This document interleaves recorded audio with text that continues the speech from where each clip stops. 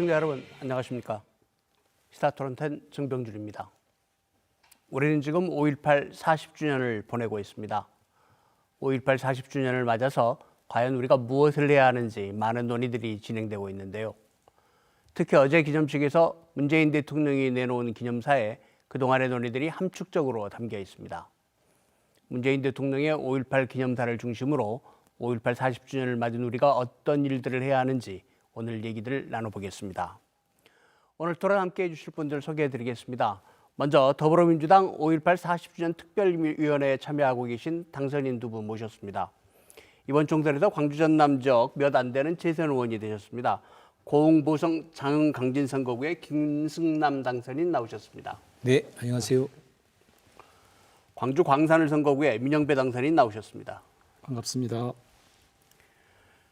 네, 그리고 전남대 5.18 연구소장 최정기 교수 나오셨습니다. 네, 안녕하십니까. KBS 보도국의 이성각 부장 함께하고 있습니다. 안녕하십니까. 김 의원님, 어제 대통령 당선인, 네. 대통령 기념사 잘 들으셨을 거고, 네. 포함해서 40주년을 맞는 소회를 말씀해 주셔도 좋고요. 40주년 어떻게 맞고 계신지 말씀해 주셨으면 좋겠습니다. 네, 어제 대통령께서 기념사의 절반을 할애해서 5.18 그 정신에 대해서 이렇게 말씀을 많이 하셨습니다. 물론 40주년의 의미를 강조하신 측면도 있지만은 저는 지금 국가적인 사태 코로나 전국에서 5.18 40주년을 이제 맞이한 만큼 광주의 정신을 더 강조하신 게 아닌가 이렇게 저는 그 생각을 하고 싶습니다. 이 5.18 정신을 말씀을 하시면서 코로나 극복 과정에서 세계의 모범이 되는 저력이 되었다 이렇게 표현하시는 거라든가 또 대구의 확진자들이 넘쳐났을 때 대구를 위해서 광주가 가장 먼저 병상을 내줬던 것 이런 것들을 언급하시는 부분은 역시 5.18 정신에 있어서 나눔, 배려, 희생 정신 또 공동체 정신 이런 정신들이 우리 사회 각곳에 작동되고 있다 이런 말씀을 하셨고 또 이것을 통해서 코로나 위기를 잘 극복하자라는 메시지가 담겼다 저는 이렇게 생각을 합니다. 네, 민영배 당선인 어제 대통령 기념사 어떻게 들으셨습니까? 예, 저는 광장에서 구성한 5.18 텍스트의 완성품 이런 정도로 정리를 하고 싶었습니다. 하나는 그거고요. 또 하나는 윤상원 열사의 이야기가 생각이 났는데요. 우선 첫 번째 그렇게 말씀드리는 거는 어제 보니까 조금 전에 김승남 당선인께서 말씀을 하셨는데 5월 정신이라는 게 뭔지 5.18 광주 정신의 이 컨셉을 쫙 정리를 하시더라고요. 정리를 하시고 그리고 이제 현실에서 그게 지금 어떤 상태에 있는지 앞으로 우리가 어떻게 가야 할지 이런 걸 쭉 제시를 해주시는데 그냥 제가 그동안 쭉 어쨌든 5월에 관심을 갖고 보아왔는데 문재인 대통령 이번에 일단 장소를 옛 도청 앞으로 옮기셨지 않습니까? 옮겨서 기념식 갖게 됐는데 그 광장에다가 5.18은 이런 것이고 앞으로 우리가 이렇게 해나가야 된다라고 하는 그 어떤 완성된 텍스트를 이렇게 제시하시는 것 같은 그런 게 있었고요. 마지막 장면에서 보셨겠지만 그 님을 위한 행진곡을 이제 재창을 하는데 함께 부르는데 도청 옥상에 그 노래부 하는 분들이 쭉 서 있고 그런 장면을 통해서 무슨 느낌이 저한테 왔냐면 윤상원 열사의 그 마지막 말씀이 떠오르더라고요. 오늘 우리는 패배할 것이다. 그렇지만 역사는 우리를 승리자로 기록할 것이다.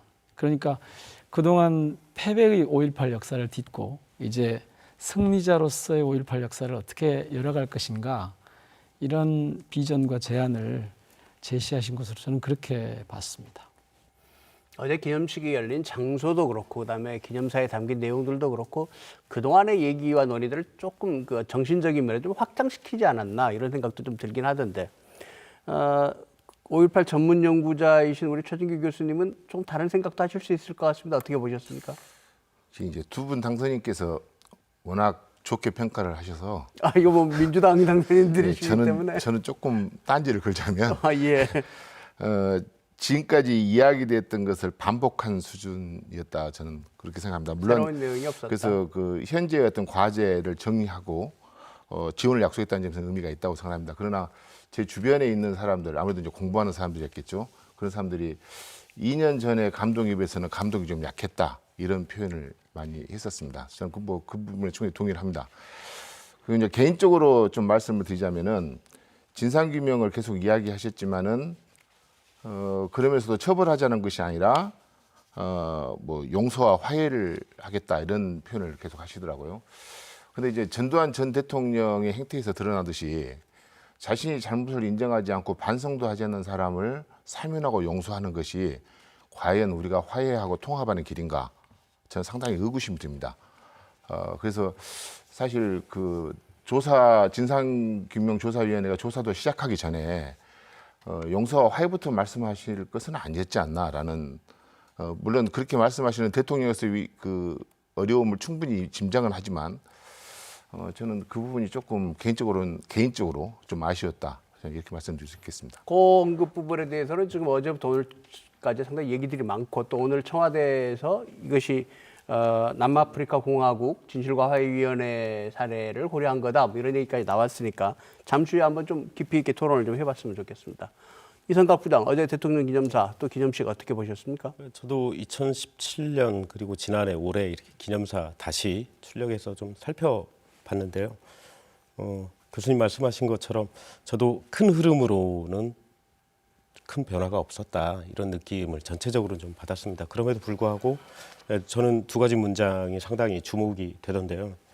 나라면 그날 도청에 남았을까? 실은 5.18을 연구하신 분들도 마찬가지고 그 현장에서 취재하는 기자들도 그런 생각들을 자주 하거든요. 그리고 그 자체도 상당한 울림이 있었고 지금 남아있는 사람들한테 던져주는 응답할 기회를 주는 고민할 수 있는 그런 그 대목이었다고 생각하고 하나는 교수님 말씀하신 것처럼 용기를 내어 고백한다면 용서와 화해의 길이 열릴 것이다 이렇게 언급하셨는데 저는 이제 그 부분에 대해서는 진상조사를 앞두고 있는 상황에서 조사의 어떤 방법이라든지 좀 더 좋은 접근을 위해서 어느 정도 길을 열어주는 차원의 말씀이지 않았을까 저는 이렇게 생각했습니다. 일반적으로 이제 그 어제 대통령 기념사가 사실은 어떤 새로운 의지, 새로운 사실 이런 것들은 그렇게 많지 않았다 이런 평가들을 할 수 있을 것 같은데 그러나 표현이나 어떤 그 쓰는 단어들 이런 것들은 상당한 또 변화가 있었던 것 같습니다. 이 부장 어제 대통령께서 5월 정신이라는 표현을 쓴 건 처음이라고요? 예, 저 2017년 기념사를 다시 보니까 그때는 이제 광주정신이라는 표현을 쓰셨어요.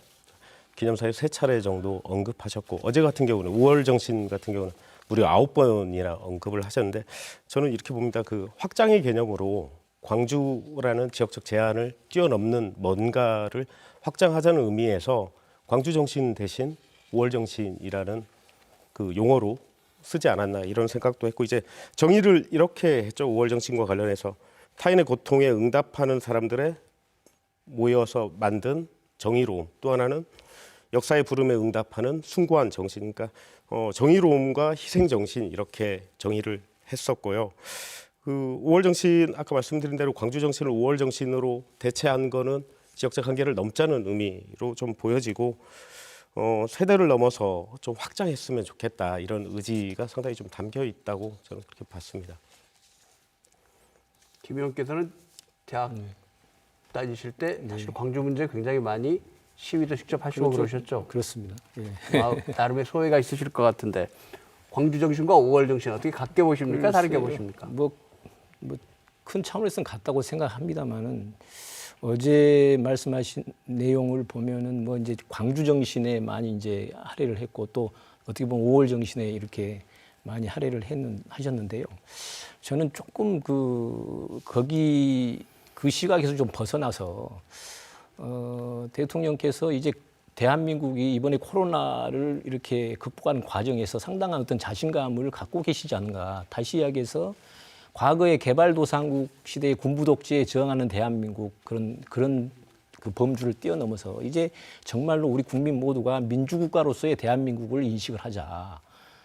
거기에는 그 5월의 그 정신이 깃들어 있는 것이다. 우리 국민 모두가 거기에 이제 더 이상 시비를 걸지 말자. 5월이 뭐 그 폄훼하거나 왜곡하거나 이런 것들을 더 이상 종지부를 찍고 정말로 대한민국이 코로나 시대 이후에 대비하는 선진국가로서의 이상을 좀 다시 한번 이 5월을 40주년을 맞는 계기에 다시 한번 종지부를 찍으면서 가자. 이런 의미가 좀 내포되어 있지 않았는가 저는 이렇게 생각을 합니다. 저는 비슷한데요. 지금 조금 더 자극적이고 조금 더 직접적이고 구체적인 뭔가 문제를 풀어나가는 그런 대신에 아주 보편적이고 깊숙이 스며들고자 하는 그런 의지가 익혀졌어요. 그러니까 이를테면 5.18은 대한민국 민주주의의 위대한 역사가 되었다. 이것은 이제 헌법 전문에다 이걸 새기자고 하는 거하고 딱 맞는 이제 어울리는 조항이죠. 그 다음에 그 내용이죠. 5월 정신은 이제 누구의 것도 아닌 우리 모두의 것이다. 한 걸음 더 나가면 여기서 이런 것도 나거든요. 5월 정신이 이제 우리 모두의 자부심이 되고 저는 이 대목을 주목해 봤는데요. 미래 세대의 마음과 삶을 더 풍요롭게 할 수 있도록 언제나 함께 할 것. 그러니까 이런 것들이 지금 당장 어떤 구체적인 한계에 봉착한 무슨 이 진상규명을 해내는 자극, 그다음에 누군 처벌을 해내는 짜릿함 이런 것보다는 우리 사회 저변에 깊숙하게 깊이 뿌리 내리도록 5월 정신을 좀 재정립하고 제가 그래서 아까 5.18 텍스트의 완성품 같은 그런 느낌이 있었다라고 하는 건 그래서 저는 40년을 맞아서 한번 쫙 정리하고 넘어가는 그런 느낌이 있었고 그래서 기념식장도 광장을 선택한 게 아닌가 민주광장을 선택한 게 아닌가 그런 생각을 저는 했습니다. 예.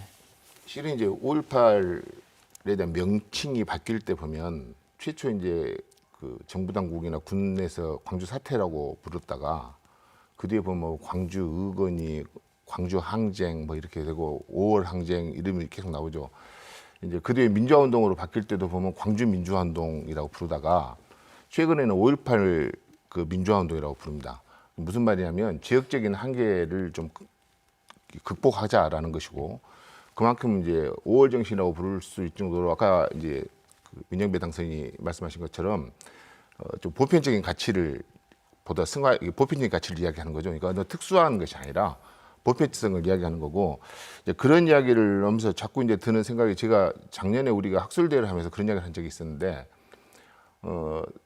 40주년이 되면 뭐가 바뀔까 생각해 보면은 그때 20살이었던 사람들이 이제 60이 됩니다. 그러니까 다시 말하면 5.18에서 충격을 받고 그랬던 사람들이 이제 한 세대가 거의 간 겁니다. 정말 한 세대 이상이. 그럼 이제 새로운 세대가 등장을 합니다. 근데 제가 이제 학교에서 학생들을 가르치면서 보면은 학생들에게 있어서 5.18은 마치 우리가 대학 다닐 때 4.19를 받아들인 것처럼 혹은 3.1운동을 받아들인 것처럼 멀리 떨어져 있는 겁니다. 근데 이렇게 돼서는 문제가 우리가 원하는 방향이 아닌 것이죠. 그래서 아마 대통령님께서 5월 정신을 말하고 이렇게 여러 가지 이야기를 하셨던 건 역시 그렇게 이제 세대를 초월한 보편적인 것, 또 지역을 초월한 보편적인 것 이런 것으로 자리매김해야 된다라는 아마 그런 당부의 말씀이었다라고 받아들일 수 있을 것 같습니다. 실은 5.18 30주년의 목표가 행사 목표가 전국화, 세계화였거든요. 그런 측면에서 보면 그 정신을 어떻게 이어갈 것인가에 대해서도 10년 동안 상당 부분 후퇴하지 않았나, 제자리에 멈춰 있었거나 그 40주년이 돼서 다시 또 보편화, 전국화, 세계화 얘기를 해야 되는 상황들 이렇게 보면 교수님 말씀하신 것처럼 저도 실은 4.19 얘기를 하자고 하면 굉장히 먼 느낌처럼 오거든요. 그러니까 지역적인 한계를 넘는 거는 이를테면 뭐 대구와 병상을 나누고 광주에서 228 버스가 다니고 대구에서 518 버스가 다니는 거 이런 것들로 조금씩 대처해 나갈 수 있다고 하지만 이제 세대 간에 넘어서는 것들은 상당히 어려운 문제인 것 같아요. 그러니까 5.18 가치에 대해서도 대통령께서 어제 말씀하셨듯이 연대나 공동체 이런 것들 강조하셨잖아요. 그런 측면에서 보면 이런 부분의 가치를 좀 확장해 나가는 거 그게 정신을 이어가는 그런 느낌일 수 있겠다는 생각도 들더라고요. 어제 기념사나 또 기념식 구성에서 사실은 특별히 강조된 게 이게 세대의 문제 아닌가라는 생각이 들거든요. 기념사에 직접 뭐 한 청년의 예를 들면서 5.18에 대해 말할 수 있는 자격이 필요하다면 아직 5.18 정신이 제대로 된 게 아니다. 뭐 이런 규절을 인용하셨고, 그래서 사실은 그 5.18에 대해서 그동안의 광주 지역 사회나 어떤 그 일부 그 5.18 직접 관련 단체들이 가졌던 어떤 그런 행태들에 대한 약간의 비판도 좀 있지 않나 그런 생각도 사실 좀 들었습니다. 어떻게 보셨어요? 예, 뭐 지금 말씀하신 대로 이를테면 광주의 5.18 당사자주의 같은 게 좀 있죠. 그런데 저는 되게 이중적이라고 봤어요. 하나는 그런 의미는 조금 약하고 그런 게 없는 건 아니지만, 그러니까 우리가 광주로부터 벗어나자라고 했을 때 그런 의미는 좀 더 약하고, 더 중요한 건 조금 전에 이제 5.18의 명칭의 변화, 그리고 뭐 이 30주년의 상황하고 지금 상황이 크게 달라진 게 없다, 그런 말씀하셨는데, 가만히 생각해 보시면 30주년은 이른바 민주정부가 아니었을 때거든요. 그러니까 지난 10년, 그러니까 문재인 정부가 들어서기 전까지 사실은 5월 정신은 5.18에 대한 접근 방식은 후퇴하고 있었죠. 한 10여 년을. 그게 이제 이명박 박근혜 정부로 이어지면서 후퇴하고 있었던 것이죠. 비로소 문재인 정부에 와서 다시 이걸 지금 재정립해서, 제가 자꾸 말씀드리는데 광장에 나와서 5월 정신을 정립하는 그런 의미가 있었던 것 같고, 그렇게 보면 전국적으로도 보면 이게 굉장히 정치적이어서, 이제 5.18 당시에도 그렇습니다만은 그 이후에도 계속 이거는 한국 현대사에서 정치 영역이 사회 모든 부분이 그렇긴 하지만 결코 넘어설 수 없는, 이걸 비켜갈 수 없는 그런 주제였는데, 한편에서는 그걸 계속 짓밟았어요. 왜곡했어요. 그리고 그것이 그렇게 되도록 정부가 심지어는 조장까지 할 정도로 방치해두고 있었죠. 그거를 지난 10년 지난 다음에 다시 이제 이걸 바로잡는 그런 과정이 있었고, 그래서 저는 전국적으로 봐도 그렇게 왜곡하던 세력에 대해서 다시 이걸 보편적인 가치로 받아들이자고 하는 그런 제안으로 저는 받았습니다. 좀 제 이제 조금 각도를 달리해서 말씀드리자면, 이제 저를 포함한, 저는 이제 당시 전남대 학생이었기 때문에 이런 사람들은 대체로 전남대 안 다니고 서울서 대학 다니는 사람들 상당 부분에 트라우마가 있습니다. 5.18 대선 부채의식이라고 표현해도 좋고. 근데 이제 이런 사람들은 보면 역시 세대의 차이에서 오는 어떤 것도 있고 여러 가지가 있지만은 그 상상력 같은 게 좀 부족한 것 같아요.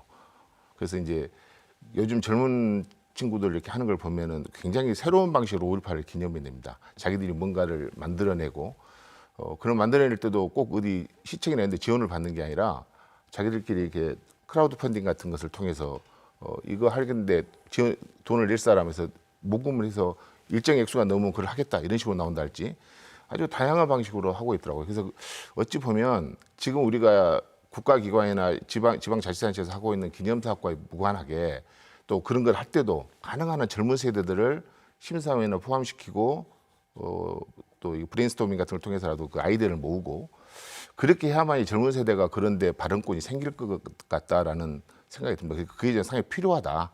근데 이제 우리는 지금까지 그런 부분을 상당히 좀 도외시해왔다라고 생각할 수 있을 것 같습니다. 그걸 조금 보편적으로 다시 말씀드리면 이런 거죠.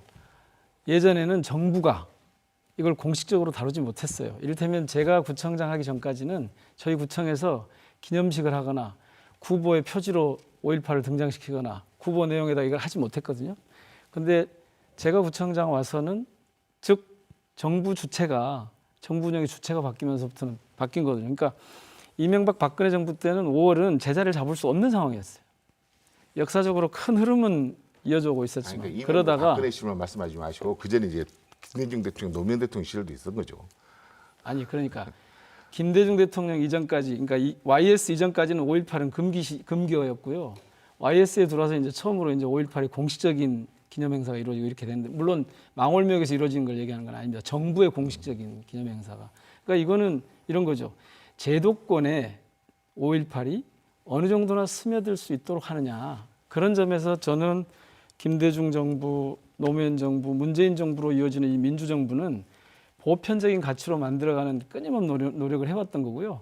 그거를 이제 반대편에서는 이걸 계속 방해해왔던 거죠. 그 싸움이 계속되고 있던 거고, 이것을 좀 종집을 찍고 정립해 보려고 하는 게 이번 기념사 아니었을까, 저는 그렇게 생각을 합니다. 예, 어제 기념사에도 5월 정신이라는 표현을 통해서 지역적으로 또 세대를 통해서 5.18을 좀 더 확산시키려고 했던 또 공감대를 넓히려고 했던 대통령의 의지를 읽을 수 있을 것 같습니다. 그러면 우리 문영배 당선인께서 강조하시고 계신 것처럼 어떤 실천들을 문재인 정부가 그리고 이 지역의 대표적인 이 정치인들이 어떻게 나갈지 구체적인 얘기들 좀 해보겠습니다. 일단 어제 헌법 전문 얘기가 나왔거든요. 5.18 민주화 운동 2018년이죠. 대통령께서 이제 헌법 개정안을 냈는데 아예 논의도 안 되고 사실은 국회에서 끝나버린 건데 헌법이 만약에 개정이 된다면 이런 가정을 다셨어요. 가정을 달면서 헌법 전문에 5.18 민주화 운동 같이 담았으면 좋겠다 이렇게 얘기하셨는데 어떻게 되는 겁니까? 헌법이 개정하는 건가요? 가능합니까? 뭐 저는 지금 우선 결론부터 말씀드리면 21대 국회에서 충분히 가능성이 있다 이렇게 생각을 합니다. 왜냐하면 물론 지금 코로나 전국이고 또 코로나 이후에 경제적인 어떤 위기 상황이 닥칠지 모르니까 지금은 아직은 이제 이걸 수면 위로 이렇게 올리기는 좀 그렇고요. 좀 어느 정도 이 코로나 국면이 좀 진정되고 그다음에 경제 문제가 좀 정리가 된다 그러면 반드시 이 개헌이 그동안에 15대 국회 때부터 20년 전부터 이게 논의가 됐기 때문에 개헌이 수면 위로 올라올 가능성이 있고요. 특히 이번에 180석을 집권 여당에 줬다는 것은 저는 국민들이 필요하면 개헌도 해라라는 그런 의미가 내포되어 있다고 저는 생각을 합니다. 그렇기 때문에 가장 이제 중요한 문제가 물론 이제 대통령께서 개헌을 한다 그러면은 이 부마 민중항쟁 이념이나 그다음에 5.18 민주화 운동의 민주 이념, 6월 항쟁 민주 이념 이런 것들 이제 전문에 넣겠다고 말씀하셨잖아요. 그런데 이제 개헌을 하는 과정에서는 또 여야 간에 가장 또 치열하게 대립되고 있는 부분이 권력 구조의 문제이기 때문에 저는 이 부분만 어느 정도 여야 간에 타협의 가능성이 있다 그러면은 지금 여야 국회의원들이 개헌에 대해서 크게 이렇게 반대한 부분이 없기 때문에 22대 국회에서는 반드시 이루어질 가능성이 어느 때보다도 높다. 저는 이렇게 생각을 합니다. 권력구조 개편 때문에 헌법 개헌은 필요하고 그렇게 그 과정에서 헌법 전문에 5.18 민주화 운동이 들어갈 수도 있을 거다. 네. 예.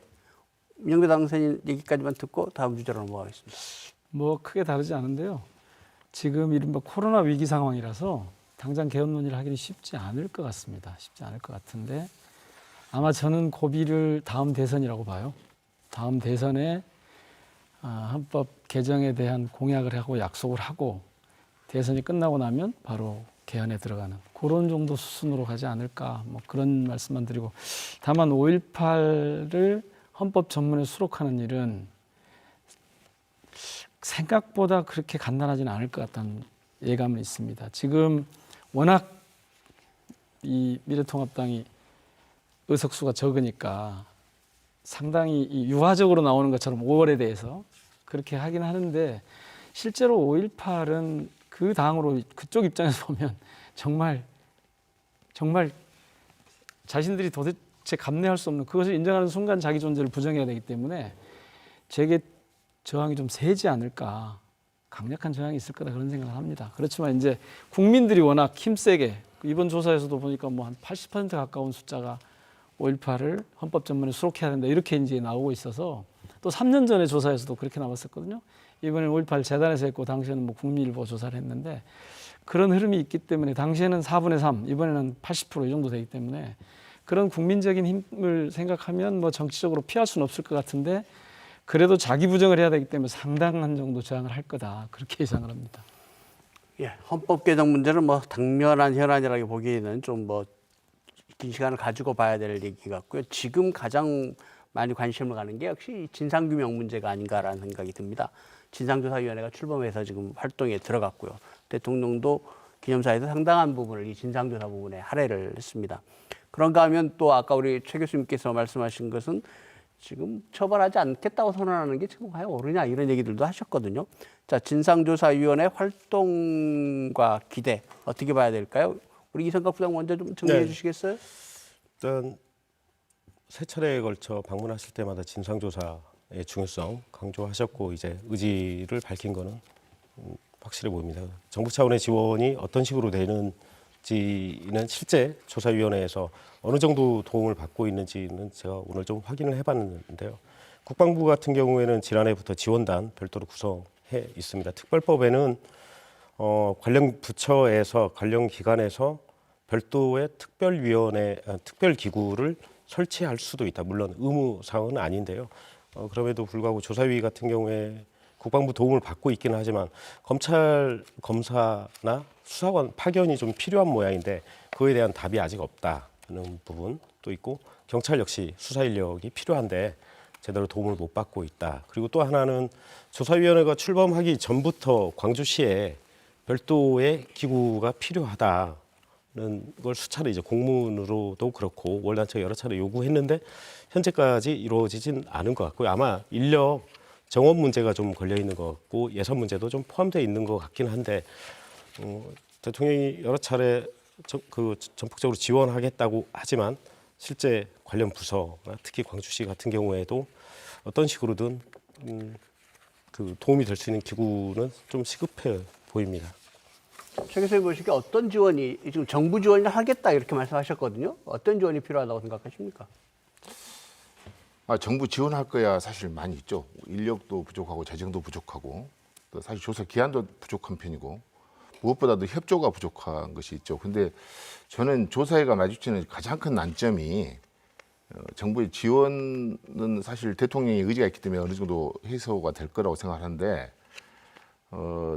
제가 누누이 말합니다마는 우리 조사회의 가장 큰 난점은 국민들이 갖고 있는 기대감입니다. 근데 국민들은 어떤 걸 생각하냐면 그 모든 의무를 딱 해소시킬 정말 결정적인 한 방 이걸 요구를 합니다. 근데 이미 9차례에 걸쳐서 정부 조사가 이루어졌단 말이죠. 또 그 사이에서 우리가 충분히 짐작하고 있는 것이 그 자료가 훼손됐을 거라는 생각을 갖고 있어요. 그런 상태인데 결정적인 한 방이 있겠냐. 그러니까 이제 조금 제가 이런 자리에서 이런 예를 들어서 어쩐지 모르겠지만은 어느 한 명을 굉장히 다수가 구타를 하고 그걸 수많은 사람이 봤어요. 근데 나중에 이 사람이 나 맞았다 하니까 네 맞은 걸 증명해봐라 하는 것도 똑같은 이치입니다 지금. 그러니까 거기서 네가 사진을 찍어놨어? 카메라 촬영했어? 이렇게 나오는 거죠. 그러니까 지금 우리는 국민들이 그런 실증적인 것을 너무 이렇게 큰 기대를 그것보다는 오히려 논리적으로 구성하고 사건을 재구성하고 맥락 속에서 구성하는 것 이것을 받아들여야 될 것 같고요.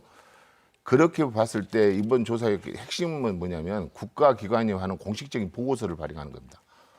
지금까지는 그 공식적이라고 보기 힘든 그런 보고서들이 있었거든요. 그러니까 공식적으로 국가의 의견으로 이렇게 확약하는 것, 물론 대법원 재판까지 거쳤지만 그게 아마 이번 조사의 가장 큰 의무가 아닌가라고 생각을 합니다. 민영배 당선인, 지금 광주시 당선인들이 엊그제 모여가지고 5.18 관련법 빨리 하겠다 뭐 이런 결의도 했죠. 어떤 것들을 좀 준비하고 계신 겁니까? 그건 뭐 지금 5.18 관련해서 8법이라고 하죠. 그걸 이제 전체적으로 법이 8개입니까? 네, 하겠다는 건데요. 지금 말씀하신 그 5.18 민주화운동 진상규명을 위한 특별법, 우리가 흔히 진상규명을 위해서 만든 이 법을 제가 오기 전에 한번 쭉 봤습니다. 크게 두 가지가 지금 필요한 것 같아요. 하나는 역량과 권한이 충분한가.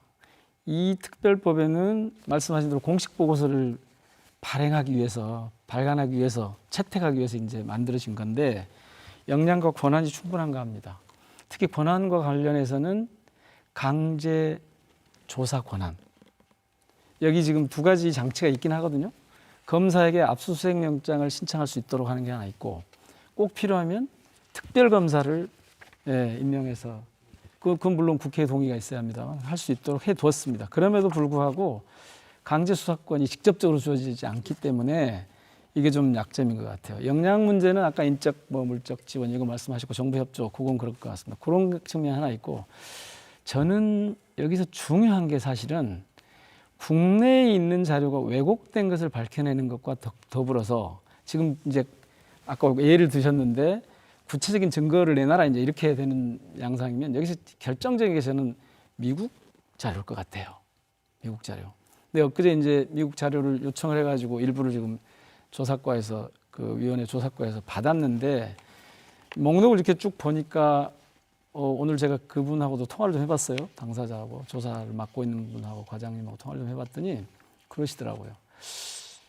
우리가 궁금해하는 집단 발포 명령이나 군사 작전에 관한 게 당시에 작전권이 이제 미국에 있었지 않습니까? 그래서 미군에 있었기 때문에 이번엔 국무부 문서만 왔는데 사실은 국방부 문서가 와야 된다는 겁니다. 그런데 이게 지금까지 점체로 잘 오지 않는다는 거죠. 정부가 미 국방부의 문서를 공개할 수 있도록 하여튼 이걸 최대한 하는 것이 이 진상규명위원회의 이 큰 과제인 것 같아요. 그거를 정부가 좀 뒷받침해 줄 필요가 있겠다 싶습니다. 그거 관련해서는 법률상에 조금 부족한 부분은 뭐 저희들이 다 같이 지금 공동으로 발의를 해서 전부 필요한 거 다 수정을 하자 뭐 이렇게 했기 때문에 개정을 하자 이렇게 했기 때문에 그 대목에 대한 당선인들의 뭐 광주 전남 18명 당선인들의 의지는 분명합니다. 보상 혹은 배상과 관련해서 한 가지 좀 제가 좀 짚어야 된다고 생각하는 건 이제 5.18 보상에 관한 법률이 있는데 이 법에서 보면 당사자들에 대한 규정은 있는데 이후에 5.5 운동 혹은 5.18 운동을 하다가 그 한 10몇 년 동안 계속 이게 탄압의 대상이 됐었지 않습니까? 그 과정에서 희생당한 분들 있거든요. 이분들까지 좀 보상 내지는 배상의 범위가 좀 확대돼야 하는데 그 유공자 예우에 관한 법률에도 그게 안 돼 있고 그 보상에 관한 법률에도 이게 안 돼 있어서 요 영역을 좀 확대할 필요가 있겠다. 그런 쪽으로 법을 좀 개정해 가겠다는 그런 생각을 합니다. 그 제가 말씀드려도 될까요? 지금 이번 그 이제 진상조사위원회에서 밝힌 것은 이제 과거에는 이제 그 96년 특검 때나 광주 청문회 때 그 외에 또 여러 가지 그 조사가 있었습니다만은 과거에는 이제 탑다운 방식으로 이렇게 많이 이제 조사를 했었는데 이번에는 아래서부터 위로 상향식으로 하겠다 이런 표명을 하셨어요. 우리 송선태 위원장께서도 이야기하셨고 그래서 이번이 뭐 정말로 마지막 진상 규명의 기회다 이렇게 생각을 갖고 지금 상향식 조사를 대대적으로 하려고 생각하고 있는데 지금 아까 말씀하신 대로 5.18 진상규명특별법의 35조 2항 보면은 이 국가기관이 그 진상조사를 위한 특별기구를 설치할 수만 할 수 있다고만 해놓고 이게 강제 조항이 없어요. 그래서 이것을 좀 진상조사위원회에서 이게 설치를 하라고 하면은 이렇게 의무적으로 좀 설치를 해서 특히 국방부나 법무부 이런 데서 지금 조사할 게 너무 많거든요. 특히 국방부 같은 경우는 편의 공작 때 511명 운영 과정에서 그 책임자가 누구고 어떤 일을 했는고 이런 것이 지금 밝혀지고 있잖아요. 기록은 있는데. 그다음에 80년 6월에 11공수 중심으로 해서 사체 처리반이 광주에 파견됐는데 여기에 대한 책임자가 누구고 감회장, 안매장 역할 어떻게 했는가 이런 것들이 지금 실제로 밝혀져야 되거든요. 그래서 너무 이번 그 진상조사위원회에서는 물론 대대적으로 하고 있습니다만은 쉽게 해서 피해자만 5천 명이고요. 그다음에 그때 당시에 군인을 포함해서 장교 포함해서 군인들이 2만여 명입니다. 물론 다 조사할 수는 없죠. 그렇기 때문에 각 기관에서 저는 이것을 조사를 해야 되고 특히 이제 그 진상조사위원회에서 밝힌 대로 될 수 있으면 본인들이 좀 이렇게 양심에 의해서 스스로가 이 고백하고 그다음에 거기에서 쭉 위로 올라가면서 진실을 규명할 수 있도록 이렇게 하겠다는 방식이 저는 동의하거든요. 그렇지 않으면 이게 그 제대로 된 진상 규명을 할 수 있을까라는 의문이 있기 때문에 좀 거기에 저는 이번 진상조사위원회에다가 좀 힘을 실어주고 싶고요. 그다음에 이제 우리 민영배 의원님께서 말씀하신 이 외국의 그 정보에 의존한다는 것은 조금 저는 무리가 있다고 생각합니다. 이게 정보기관에서 정보를 갖고 있다 손 치더라도 이것을 과연 우리나라에 주겠느냐 정보를. 그래서 너무 거기에 의존하면은 오히려 우리가 이 진상 규명을 하는데 발목 잡힐 가능성이 있다. 그래서 저는 자체적인 조사 이거에 좀 집중을 해야 된다고 생각을 합니다. 뭐 여러 가지 최대한 자료를 확보해야 할 것 같은데 이상각 부장, 사실은 국방부가 그 80년대 이후에 이 진실을 많이 주도적으로 왜곡했다라는 것들이 밝혀진 적이 있죠. 예. 보통 생각하시는 것보다 훨씬 더 치밀하고 아주 긴 시간 여러 차례에 걸쳐 되거든요. 85년 안기부가 80위원회, 그다음에 88년 청문회 앞두고 5.11위원회, 그 후에도 보안사의 5.11 분석반 이런 식으로 여러 차례 문서가 조작되고 상당히 치밀한 거는 저희가 이제 마이크로 필름으로 이제 보관을 하는데 원문이 있는데 마이크로 필름 본에는 없는 문구들이 있거든요. 그러니까 저희가 취재팀이 2년 전에 실제로 마이크로 필름을 어떻게 조작할 수 있는지 해봤는데 이게 가능합니다. 그러니까 필요한 문구를 그 부분만 가리고 필름을 다시 찍으면 그걸 출력하면 아무 이상이 없는 거죠. 그것처럼 아주 치밀하게 그리고 또 95년도, 96년도 사이에 아주 기밀 서류를 별도로 보관했다가 소각장에 태웠다는 직원들이 있고 또 일부는 제지 공장에서 용해하는 것을 직접 그러니까 아예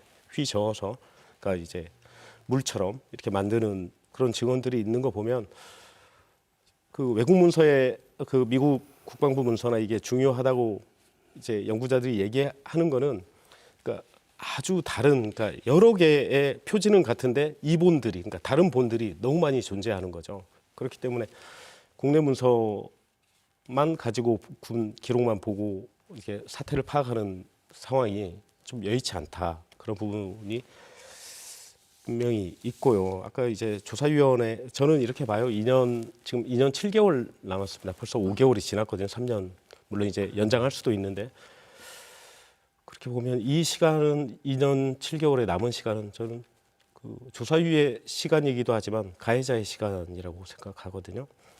아까 말씀하신 것처럼 아주 높은 그 발포 명령을 했거나 이런 규명도 중요하지만 밑에서 아까 톱다운 방식 말씀하셨는데 조사위 쪽에서 지금 위관급 특히 출동했던 하사관 이렇게 접촉하는데 상당히 좀 의미 있는 것들을 쌓아가고 있다고 하니까 그런 부분 좀 기대를 해볼 만할 것 같고요. 말씀하신 대로 사체 수습반 아까 말씀하셨는데 저희 취재팀도 올해 이 부분에 대해서 집중적으로 취재를 하려고 했지만 쉽지는 않더라고요. 그 몇 명 이미 95년 특검에서 그 동료들이 내려갔다고 진술한 사람들이 있어요. 그런데 접촉을 여러 차례 좀 시도했는데 저희 취재팀으로는 좀 한계가 있어서 이제 저희 입장에서는 장기 취재 과제 이렇게 남겨놓은 상태입니다. 조사의 조사 방식은 저도 잘 잡고 있다 방향을 이렇게 생각합니다. 근데 아까 이제 민영배 선생님께서 그 미국 자료 이야기를 하셨는데 이번에 온 자료는 제가 이제 직접 보지는 않았지만 언론 보도를 통해서 보면은 그 이미 우리가 다 갖고 있는 자료입니다. 사실. 예. 그렇게 특별한 내용이 그거 없죠. 90년대 중반에 이미 그 한림대 이삼평 교수가 그런 자료를 조사해서 5.18에 대한 미국 책임론을 이미 제기한 바 있습니다. 그 이번에 그러니까 뭐라고 하죠? 이게 그 전에 팀 셰록이 갖고 온 자료하고도 지금 상당히 부분 겹치고요. 근데 이제 미국 자료라고 할 때 아까 말씀하신 대로 그 국무성 자료가 하나 있지만 그거 말고도 NSC 그 미국 안전보장 회의죠. 거기에 기밀 자료들 그건 이제 최고위층에서 논의한 자료들입니다. 그게 있고 그다음에 이제 아까 말한 국방성 자료들이 있고 그 외에 CIA에서 정보 자료들이 있습니다. 근데 그런 자료들은 사실 안 나와 있습니다. 그러니까 우리가 지금 오해를 하고 있는 게 미국 자료는 30년 지나면 탑시켓도 비밀 해제한다더라. 근데 그냥 해주는 게 아니고요. 우리가 가서 그 자료 이름을 명시해서 공개 요청을 하면 자기들 내부 회의를 거칩니다. 근데 내부 회의를 거칠 때 기준이 뭐냐면 이걸 공개했을 때 그 나라에서 가령 어떤 다칠 사람이 있는지 이걸 한 가지 확인을 하고 두 번째는 미국의 국익에 저해가 안 되는지 이거 두 개를 확인한 다음에 자료를 공개하거든요. 그래서 조사위한테 이 미국 자료를 가져와라는 것은 이제 말이 안 되고 이것은 우리나라 정부 차원에서 계속해서 요구를 하고 받아내려고 노력해야 될 자료라고 생각합니다. 그게 있어야 됩니다. 그러니까 예, 조금 좀 오해를 하신 것 같은데 이번 자료가 그런 게 있다는 게 아니고요. 그러니까요. 아니 이번 그것은 자료에는 충분히 이해했어요. 그런 게 없어요. 그러니까 지금까지 나와 있는 자료하고 특별하게 아무것도 없대요. 네. 실제로. 근데 이제 지금 말씀하신 대로 국방부 자료 같은 경우는 이제 완전 공개는 안 한답니다. 그런데 계속 정부 쪽에서 요청을 하면 이른바 제한 공개, 지금 말씀하신 게 제한 공개거든요. 그런저런 조건을 따져서 하는 이런 제한 공개인데 그거는 할 거라는 거예요. 이게 왜 그런 기대를, 물론 시간 좀 걸릴 거랍니다. 지난해 아르헨티나 쪽 혹은 칠레 쪽에서 우리하고 비슷한 그런 상황이 있었지 않습니까? 여기에 미국에서 문건을 4만 7천 건을 공개를 했대요. 그러니까 이건 무슨 얘기냐면 정부가 계속해서 조사위를 통해서든 뭐를 통해서든 정부가 계속해서 미국 쪽에 요청을 하면 혹시 우리가 왜곡되지 않은 날것의 데이터를 그들에게 특별한 불편함을 주지 않는 범위 내에서 제한적으로 공개할 수 있을 것이다. 그리고 그 안에는 우리가 지금 제일 궁금해하는 것들, 이 5.18의 도대체 시작은 무엇이고 희생자는 왜 나왔으며, 이를테면 발포 명령을 어디서 나왔는가, 이런 군사작전에 관한 것들이 들어있을 수 있다는 거고, 그런 게 혹시 좀 나올 수 있지 않을까 기대를 조금은 해볼 수 있다. 그런 정도로 얘기를 하더라고요. 공개가 아까지 방식으로 나오는데 이렇게 검은 그래서 글을 일부분 지우가면서 나오거든요. 근데 이제 양쪽 맥락을 보면 그 안에 무슨 내용이 있겠구나를 짐작할 수 있을 정도. 그래서 지금 어디까지 봤냐면 조사에서 이번 발표한 분에 따르면 국방부 자료는 목록은 봤답니다. 목록은. 근데 그 목록을 보니까 이 목록에는 우리에게 결정적인 단서가 될 만한 그런 그 짐작을 할 수 있는 것들이 있더라는 거죠. 이것을 제한 공개 방식을 통해서 좀 풀어내는 방법이 뭘까? 이게 지금 과제라고 그렇게 얘기하더라고요. 그것은 조사에서 할 일은 아닙니다. 그러니까. 예. 아까 최 교수님께서는 이제 진상규명과 관련해서 대통령은 이제라도 진실을 고백하면 용서와 화해의 길이 열릴다 이렇게 얘기했는데 여기에 대해서 약간 이견을 말씀하셨었죠. 말씀 좀 다시 들어볼까요?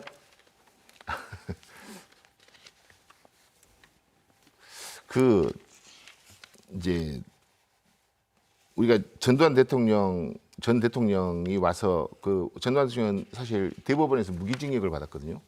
그리고 이제 노태우 전 대통령은 22년 뭐 몇 개월 이렇게 받았습니다. 그런데 한 2년 살고 나왔습니다. 2년 정도 살고 나왔어요. 700 며칠인가 될 겁니다. 근데 그것은 무슨 말이냐면, 근데 그분들이 내가 이거 잘못했다, 혹은 난 반성하고 있다 이런 말 단 한 번도 한 적이 없습니다.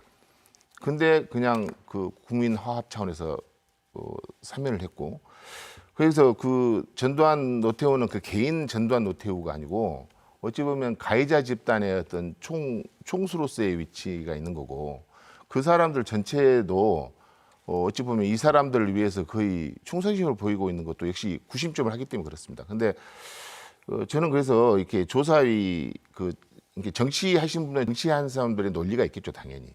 이 국민을 통합시키고 국가를 안정시켜야 될 의무가 있겠지만, 그러나 김영삼 대통령 그 자서전 회고록 같은 거 읽어보면 처음부터 자기는 그 생각을 처음 하고 있는 겁니다. 그래서 김대중 대통령 당선인 시절에 우리는 내가 이 사람 사면하겠어. 김대중 대통령이 동의했다는 거죠.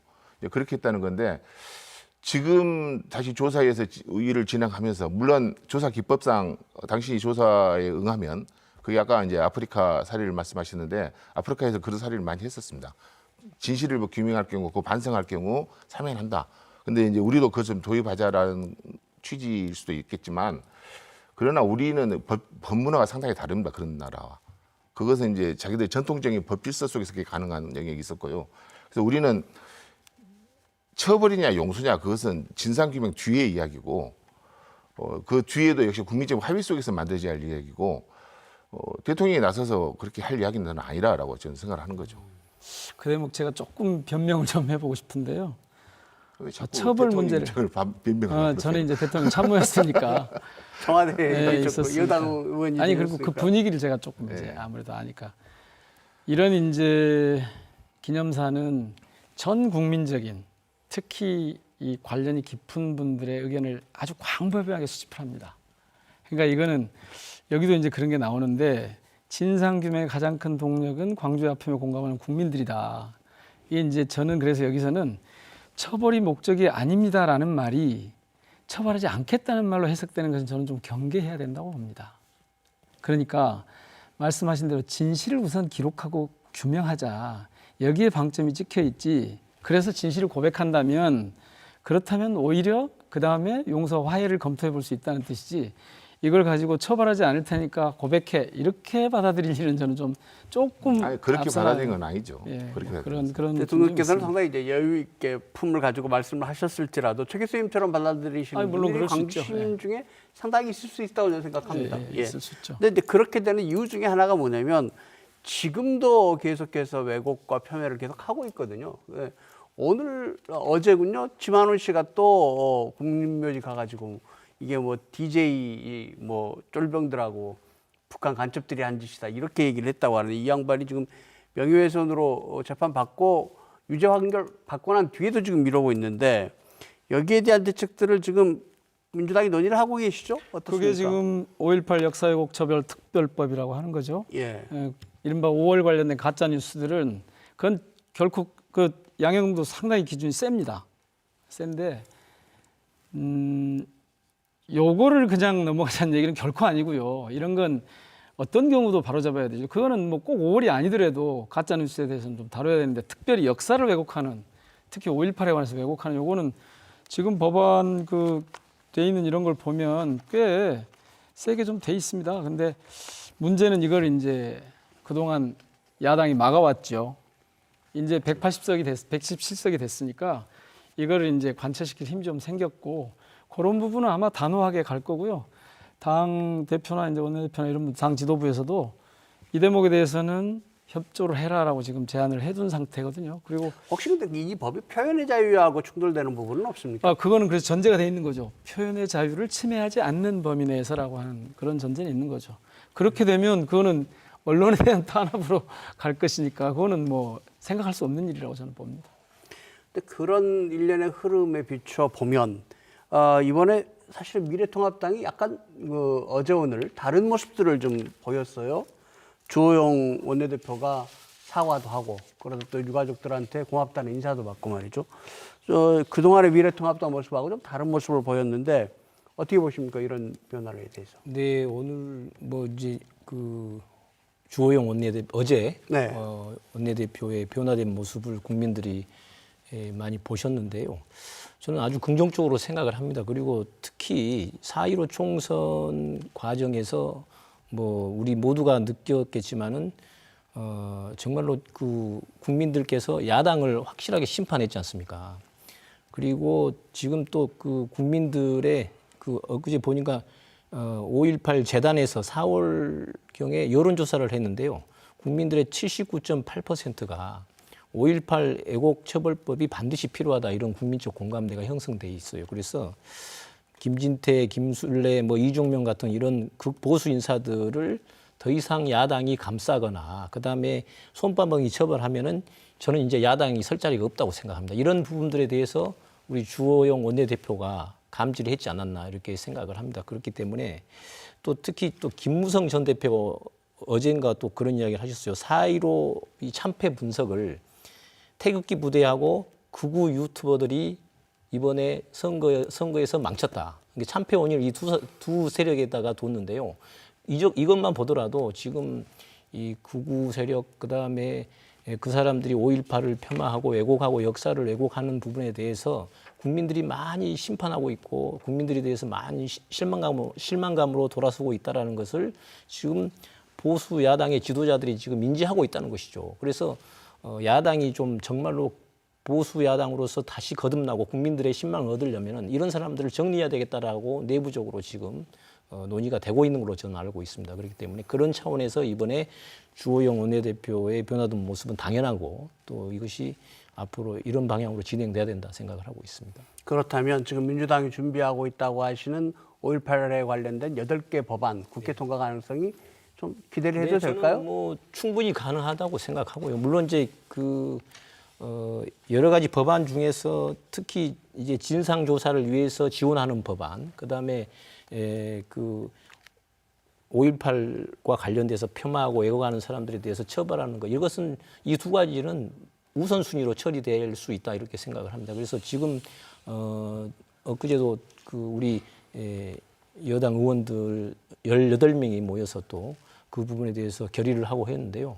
특히 이번에는 우리 지역의 국회의원들이 이제 당선자 수가 많기 때문에 국회 내에서 5.18과 관련된 어떤 그 법안이나 이 내용들은 어떤 목소리를 크게 내고 또 대변할 수 있다 이렇게 자신감을 갖고 있습니다. 이번에 전일 빌딩에서 현장 최고위를 했지 않습니까? 네. 그것도 5월 18일 날. 그게 이제 당 지도부의 강력한 의지의 표명이라고 보시면 될 거고요.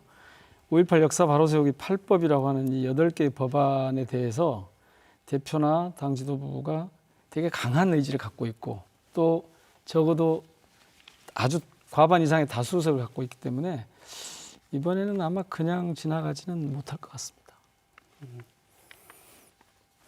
자, 마지막으로 우리가 점검해야 될 게 도청 보건 문제인데 지금 토론 시간은 거의 끝나고요. 한 뭐 1분 반 정도 남았습니다. 이 부장이 잠깐 지금 상황만 좀 정리해 주시고 오늘 토론 마칠까요? 지금 도청 보건 어떻게 진행되고 있습니까?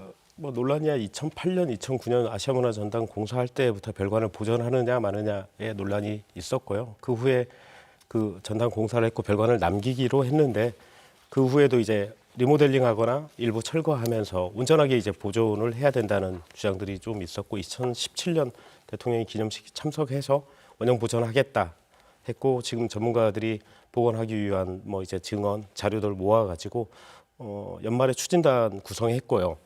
설계도 나와 있고 최근에 좀 더 보완했고요. 2022년 7월 31일 목표고 별관 포함해서 6개의 동 복원하는 걸로 계획이 그렇게 잡혀 있습니다. 혹시 뭐 특별히 복원에 대해서 최 교수님 뭐 필요하신 얘기가 있으신가요? 잘하기를 기대하고 있습니다. 지금 과정은 순조롭습니까? 사실은 그동안의 복원 문제 때문에 굉장히 좀 복잡했잖아요.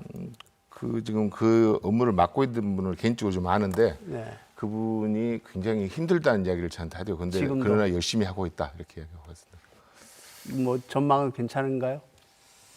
잘 되겠죠? 이렇게 여러분들이 애쓰고 있는데. 예, 뭐 만약에 필요하다면 다음에 다시 한번 토론하는 자리를 만들도록 하겠습니다. 광주 지역사회 또 5월을 생각하는 많은 민주사회의 기대가 크고요. 또 특히 민주당이 이번에 여러 가지 결의를 갖고 계시니까 국회에 나가시면 곧 좋은 성과 내시기를 두 분 당선인께 당부드리고 싶습니다. 네, 감사합니다. 네, 대통령께서는 그날 도청을 사수하며 죽은 자들의 부름에 산자들이 진정으로 응답해야 한다는 말로 기념사를 마쳤습니다. 그날 앞서간 사람들이 꿈꿨던 대동세상을 만들기 위해서 지금 우리가 무엇을 해야 할 것인지 좀 더 고민하고 좀 더 노력하는 그런 우리가 됐으면 좋겠습니다. 시사토론10 오늘 순서 여기서 마칩니다. 다음 주 화요일 이 시간에 다시 뵙겠습니다. 안녕히 계십시오.